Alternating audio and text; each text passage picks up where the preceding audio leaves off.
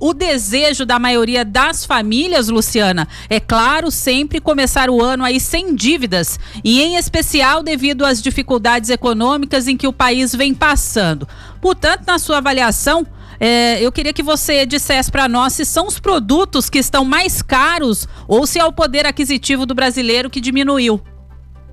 São as duas coisas. A inflação atingiu aí a marca dos 2 dígitos, ultrapassando os 10%, mas também houve uma redução no valor da renda média do trabalhador brasileiro. Então, quando nós temos essas duas situações ao mesmo tempo, que é o momento que a gente vive hoje, as coisas se tornam um pouco mais desafiadoras. Perfeito. Agora, será que faltando aí, a gente está em novembro, já vamos dizer que está faltando cerca aí de um mês para a conclusão, fechamento do ano de 2021, será que ainda dá tempo de se organizar e terminar o ano com as contas no azul, Luciana? Sim, ainda dá tempo. O melhor momento para começar é o agora. Essa história de começar a esperar o ano virar, o próximo ano, gente, não funciona. Pegue agora e assuma o protagonismo aí da sua vida financeira. Então, o primeiro passo é entender o que você deve, para quem você deve. São 7 horas. Se trata de uma dívida cara ou de uma... E criar aqui um planejamento para organizar isso. Perfeito. São 7 horas e 37 minutos. A gente teve um pequeno probleminha aí com relação às imagens, mas já está tudo normalizado para nós. A gente já consegue acompanhar aí as explicações da Luciana Iquedo, assim como acredito eu que ela esteja também nos acompanhando por aí. É isso mesmo, Luciana? É isso mesmo, estou acompanhando vocês aqui, estou com a imagem perfeita. Bacana, então a gente falava se ainda há possibilidade, se ainda há tempo de fechar o ano de 2021 no azul, e era justamente isso que a Luciana estava falando, que sim, que ainda dá tempo, mas como se organizar então para isso, Luciana? A primeira coisa é ter domínio dos próprios números. Conhecer os próprios números é essencial e a gente precisa começar com quanto a gente ganha e quanto a gente gasta. E na relação do que a gente gasta, é imprescindível que a gente saiba para onde vai o nosso dinheiro. E aí não tem outro jeito, a gente precisa anotar tudo isso, seja numa planilha, seja num pedacinho de papel de pão, seja num caderno, né? O importante é ter domínio, porque a contabilidade mental, ela nos engana. Então, sabendo com o que a gente está gastando, a gente pode efetivamente escolher aquilo que faz sentido e o que não faz sentido. E da mesma forma, colocar todas as dívidas também planilhadas ou ali anotadas para que a gente consiga entender a melhor forma de sair delas. Agora, Luciana, a pandemia fez com que muita gente se reinventasse, mudou a vida de todo mundo, inclusive a minha, a sua também, não tenho dúvidas disso. E com isso, claro, fez, como eu disse, fez com que as pessoas se reinventassem, e o uso do aplicativo para pedir, por exemplo, comida, pedir Uber e até mesmo para as compras acabaram favorecendo muitos gastos, na minha visão. Eu queria saber se na sua avaliação é isso também, se as pessoas acabaram fazendo mais dívidas aí esse ano e podem chegar até o final do ano um pouco mais complicadas aí, se não fizerem esse acompanhamento e colocar de fato na ponta do lápis tudo aquilo que está sendo gasto. Sim, você tem razão. Os aplicativos muitas vezes são um grande vilão para o nosso bolso, especialmente os aplicativos de pedir comida. Então, muitas vezes a gente está cansado, com preguiça, e é muito simples, ao alcance de um clique, e muitas vezes o aplicativo está atrelado ao cartão de crédito. Então, você não precisa parar para pensar se tem ou não recurso e basta pedir. Por isso que é tão importante conhecer ali os próprios números e decidir, puxa, aquele valor que eu estou direcionando para pedir comida no aplicativo faz sentido para mim? Eu realmente quero gastar tudo isso com este tipo de despesa? Então, o segundo momento é esse olhar crítico, né? E realmente avaliar, eu estou dando o direcionamento correto? Outra coisa que a pandemia trouxe foi que a gente percebesse, que muitas pessoas percebessem dons monetizáveis e que ainda não estavam colocando em prática. Então, muitas pessoas conseguiram desenvolver uma segunda renda, e ter uma renda adicional também ajuda bastante a fazer com que a gente feche aí o mês e o ano no azul. É possível, através desses métodos, identificar e saber o que cortar e como cortar? Com certeza. Quando você anota tudo, você tem clareza, né, para onde o seu dinheiro está indo. Eu também gosto muito de dividir em 2 grandes blocos: os gastos essenciais e os gastos não essenciais. Os essenciais são aqueles que, independente do que acontecer, não dá para a gente cortar: alimentação, luz, água, internet, medicamentos. Já existem outros gastos que muitas vezes a gente assume esse compromisso e eles são recorrentes. Eu vou dar alguns exemplos aqui, né? Serviços de streaming, serviços de vídeo, de áudio, assinatura de revista, até assinatura de TV a cabo, com muitos canais que de repente a gente nem assiste. E isso entra no automático. E aí, nesse momento em que a gente avalia tudo, de repente a gente pode perceber que ainda é possível cancelar, anular algumas coisas que não fazem mais sentido para a nossa vida. Perfeito. Agora, vale lembrar que estamos aí em novembro e dezembro, muita gente recebe aí o seu 13º, e existe algum percentual que seja interessante a pessoa poupar, Luciana?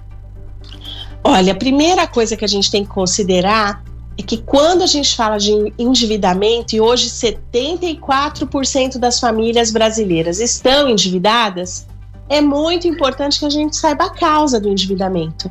E a maior causa é a falta de uma reserva de emergência.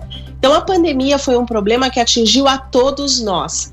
Porém, aquele problema que atinge somente a nossa vida, a nossa casa, numa terça-feira à tarde, por exemplo, um cano da pia que estoura, ficarmos resfriados e de repente temos que gastar aí com uma receita médica que a gente não imaginava, isso tudo continuará acontecendo.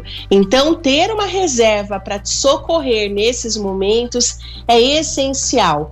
E férias, bônus, 13º, pode ser uma boa oportunidade para quem ainda não tem essa reserva de emergência, aproveitar para começar a constituí-la e ter aí um 2022 muito mais tranquilo.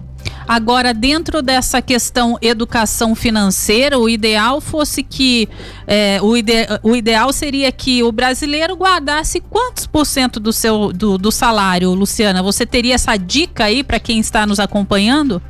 Sim, entre 10% e 30% do salário. Lembrando que uma reserva de emergência, ela deve ter o valor de 3 a 6 meses dos nossos gastos. Então, eu pego tudo aquilo que eu gasto e que eu não posso cortar, multiplico por 3 se eu for assalariado, ou multiplico por 6 se eu for um profissional autônomo ou um empresário, e este é o valor que eu preciso ter investido num recurso líquido, num recurso seguro e que não tenha volatilidade, como o Tesouro Selic, um fundo DI com uma taxa baixa de administração, ou um CDB. E aí, partindo deste princípio, quanto maior for o meu esforço para retirar esse dinheiro do meu orçamento assim que eu receber a minha renda, e quanto melhor for a rentabilização desse recurso, menor será o tempo do meu esforço. Porque, de repente, se eu espero o mês acabar, pego bem pouquinho para guardar, eu vou ter que fazer esse esforço por muito mais tempo, e aí às vezes vem aquela sensação de que as coisas não estão andando. Então, quanto mais eu consigo tirar do meu salário naquele mês, né, e investir melhor, mais rápido essa reserva estará constituída. Agora, como dica, investir na poupança ainda é uma boa, ou guardar aquele dinheirinho no cofrinho, ou que seja ainda embaixo do colchão, também é uma boa, Luciana? Já não é mais. Com uma inflação de 10%, a inflação oficial medida pelo IPCA, mas com uma inflação real, né, que muitas vezes a inflação que você sente aí na sua vida, a gasolina, os produtos que você está acostumado a consumir, chega a ser bem maior que isso.